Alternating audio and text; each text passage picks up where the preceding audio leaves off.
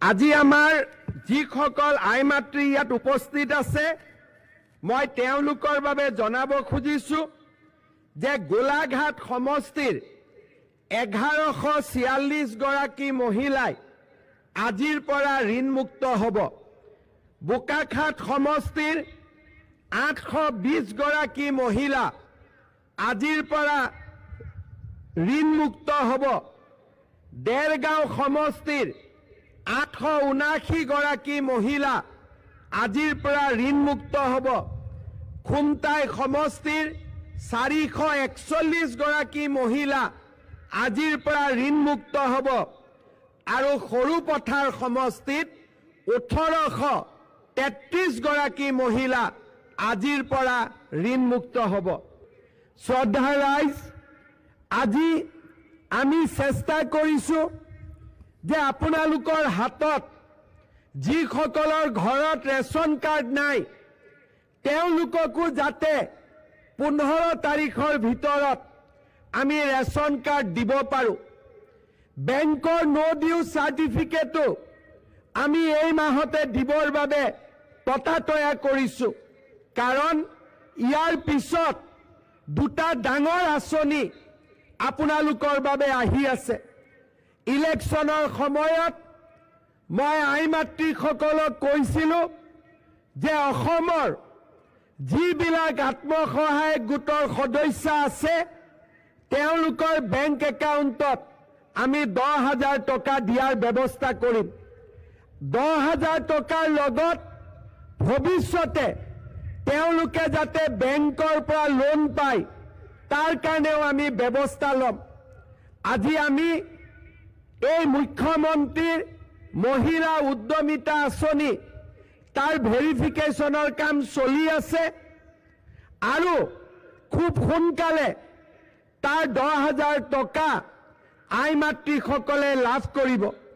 আমাৰ আঁচনিখন হ'ল এই বছৰ আমি 10,000 দিম, অহা বছৰ আমি আৰু 15 দিম।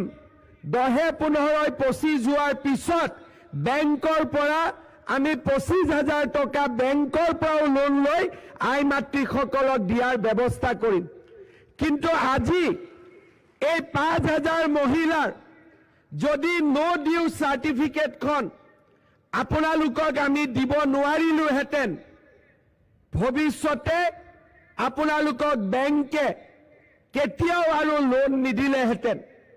আজি আপোনালোকক ততাতয়াকৈ মহিলা উদ্যমিতা আঁচনিৰ তালিকা প্ৰকাশ পোৱাৰ আগতেই আমি আপোনালোকক নো ডিউ চাৰ্টিফিকেটখিনি দিব বিচাৰিছিলো যাতে আপোনালোকে মহিলা উদ্যমিতা আঁচনিৰ পৰা বঞ্চিত হ'বলগীয়া নহয়।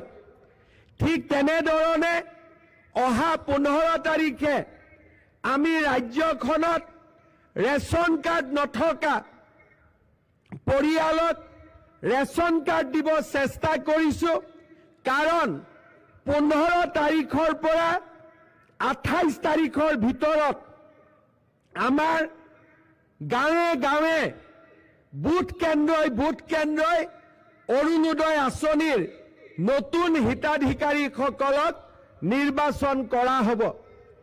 এইবাৰ আমি এই যেতিয়া গাঁও সভা পাতিম পুৰণা হিতাধিকাৰীসকলেও আৰু এবাৰ নিজৰ নাম দিব লাগিব, কাৰণ পুৰণা হিতাধিকাৰীৰ কাৰোবাৰ ঘৰত হয়তো চাকৰি পাইছে, কাৰোবাৰ হয়তো আৰ্থিক অৱস্থা ভাল হৈছে আৰু কোনোবা হিতাধিকাৰী হয়তো আমাৰ এই পৃথিৱীৰ পৰা আঁতৰি গৈছে।